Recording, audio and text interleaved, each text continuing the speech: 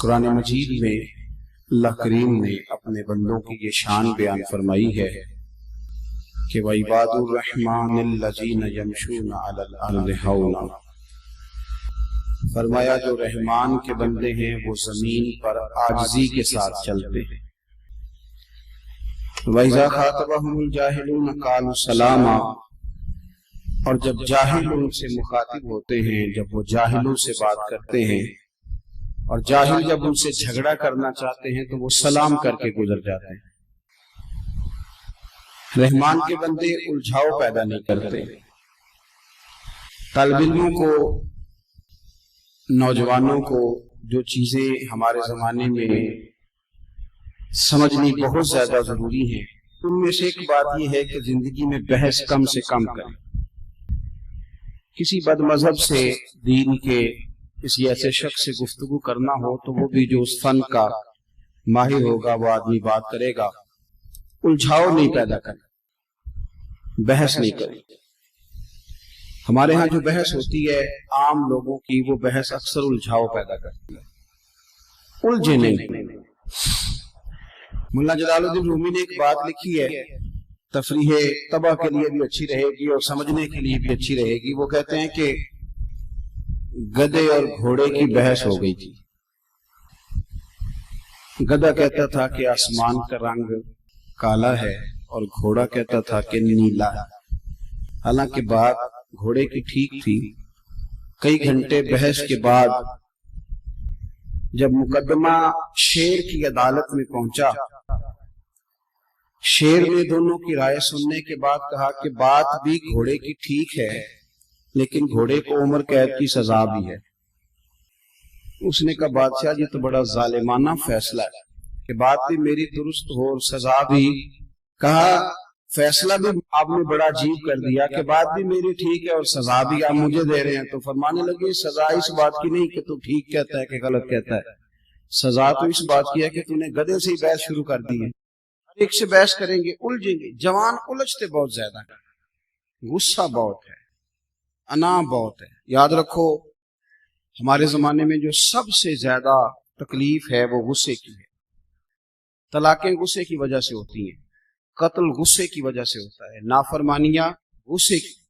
نوجوان بچے اپنے استاد کو، اپنے ماں باپ کو غصے میں کچھ ایسی باتیں کہہ بیٹھتے ہیں کہ پھر وہ باتیں ماں باپ کو ساری ساری رات سونے نہیں دیتی۔ پھر وہ باتیں اساتذہ کو بڑی تکلیف میں مبتلا کرتی۔ رسول کریم علیہ السلام نے پوچھا تھا صحابہ سے پہلوان کون ہوتا ہے؟ عرض کی حضور جو میدان میں لڑے اور اپنے سامنے والے کو بچھاڑ دے۔ تو نبی کریم نے فرمایا نہ بھائی، پہلوان تو وہ ہوتا ہے جسے جب غصہ آئے تو اپنے آپ پہ کنٹرول کر لے۔ ابھی سے اپنی تربیت کریں۔ اگر معاشرے میں اصلاح کرنا چاہتے ہیں، رواداری پیدا کرنا چاہتے ہیں تو اپنے غصہ انا پرست لوگوں کو آتا ہے۔ غصہ ثواب کا کام ہے، لیکن اگر دین کے دشمنوں پہ آئے تو اپنی زندگی میں ٹھنڈا ہونا شروع سے اس کو اختیار کریں۔ جب بہت زیادہ آپ میں غصہ ہوگا، بہت زیادہ آپ عادی ہوں گے، وہ ہمارے ہاں بچوں سے پیار کیا جاتا ہے تو بچے اس کا ناجائز فائدہ اٹھاتے ہیں، وہ لاڈلے بن جاتے ہیں۔ وہ سمجھتے ہیں کہ میری اماں میری ہر خواہش پوری کرتی ہے تو اب ہر شخص ہی ایسا بن جائے۔ ایسا ہو نہیں سکتا بھائی۔ ماں کا معاملہ اور ہے، باپ کا معاملہ اور ہے، لیکن اگر آپ اس لاڈ پیار کے اندر اپنے آپ کو غسیلہ کر لیں گے تو زندگی بھر آپ تکلیف میں رہیں گے، آپ کو بے شمار آزمائشوں کا سامنا کرنا پڑے۔ حوصلہ، درگزر، معافی۔ نبی کریم صلی اللہ تعالی علیہ وسلم نے جس چیز کے ساتھ دنیا کو فتح کیا اس میں سب سے اہم رول درگزر کا ہے۔ اگر آپ معاف کرنا نہیں جانتے تو آپ تو اپنوں کے ساتھ بھی دشمنی رکھیں گے، اس لیے کہ کمزوریاں تو ہر بندے میں ہوتی، پھر تو آپ اپنوں سے بھی ہٹ جائیں۔ زندگی میں بہت زیادہ ظرف، بہت زیادہ حوصلہ پیدا کریں۔ ایک اسلام کے جو ہیرو گزرے ان میں ایک ہیرو کا نام ہے حضرت عمر بن عبدالعزیز۔ یہ بادشاہ بھی تھے اور اللہ کے ولی بھی تھے۔ بادشاہ وقت ہونے کے باوجود نہ رات کو 2 گھنٹے وقت نکال کے تو ٹوپیاں سیا کرتے تھے، ٹوپیاں سیتے تھے، کھگے کی ٹوپیاں بنتی تھیں، کھجور کی چھال کی وہ سیتے تھے اور بیچ کے گزارا کرتے تھے۔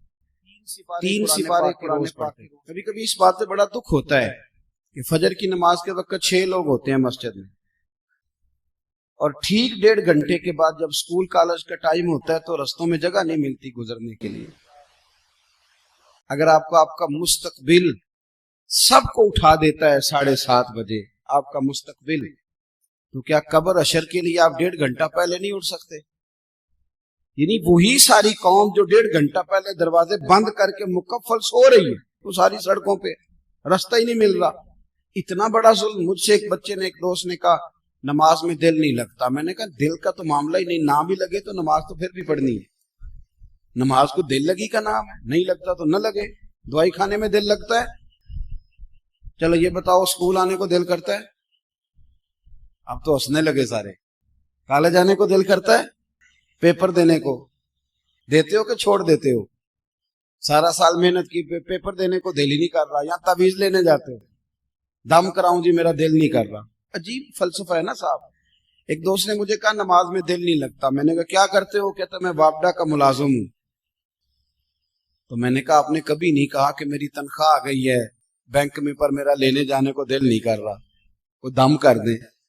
کبھی نہیں آپ نے کہا کوئی تعویذ دے دیں۔ یہ جھوٹ کا پلندہ ہے۔ یہ تو بات ہے اہمیت کی، یہ تو اہمیت کی بات ہے۔ ایک دوست اسی طرح فرمانے لگے کہ پیر صاحب میرا دل نہیں لگتا نماز میں، صبح نہیں اٹھا جاتا۔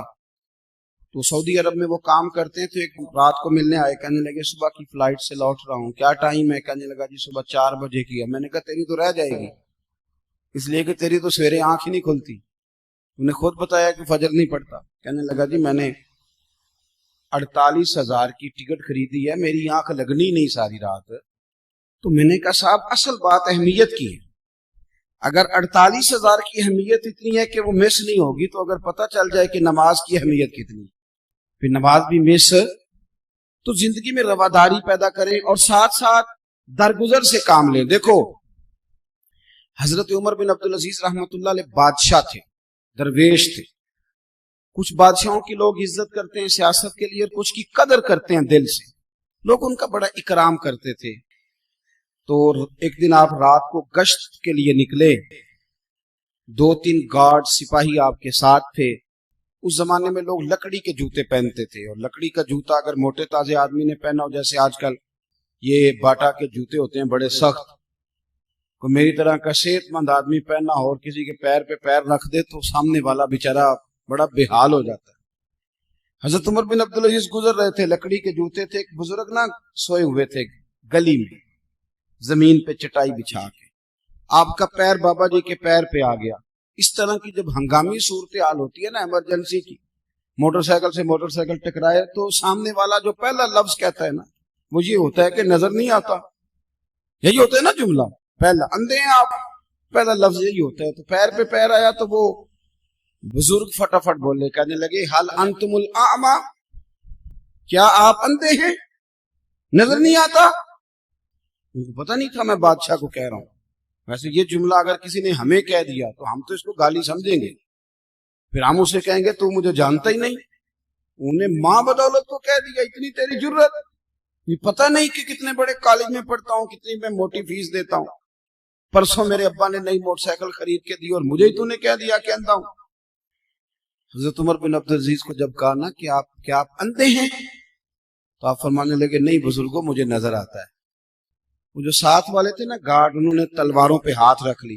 آپ نے فرمایا کیا کرنے لگے ہو؟ کہنے لگے حضرت کچھ گستاخی کی، آپ اندھا کا ہے۔ آپ فرمانے لگے نہیں اس نے تو کچھ بھی نہیں کہا۔ کہا حضرت صاحب کہا ہے اس نے آپ کو اندھا؟ فرمانے لگے نہیں کہا اس نے مجھے اندھا، جناب کہا ہے۔ آپ فرمانے لگے بات تم سے کر رہا تھا کہ مجھ سے کر رہا تھا؟ کہ جناب آپ ہی سے کر رہا تھا۔ تو فرمانے لگے اس نے تو ایک سوال پوچھا ہے، اس نے پوچھا آپ اندھے تو نہیں؟ تو میں نے کہہ دیا نہیں مجھے نظر آتا ہے، اس میں جھگڑے والی کون سی بات؟ یہ تو سادی سی بات ہے کہ آپ اندھے تو نہیں۔ تو میں نے کہا نہیں مجھے، تو ہم نے کتنے جھگڑے بنا لیے، سادی باتوں پہ بھی جھگڑا، ہر بات پہ بحث ہے، الجھاؤ۔ جو لوگ انا کا بت بنا کے اسے پوجتے ہیں نا، وہ دنیا کے سب سے کمزور لوگ ہوتے ہیں۔ جو عزتیں مانگتے پھرتے ہیں، احتجاج کرتے ہیں کہ میری عزت کرو، لڑائی کرتے ہیں کہ تم مجھے عزت نہیں دیتے، بھیک مانگتے ہیں کہ مجھے عزت دو، کبھی عزت نہیں مانگے، کام ایسا کرے زندگی میں کہ عزت کرنے کو دل کرے.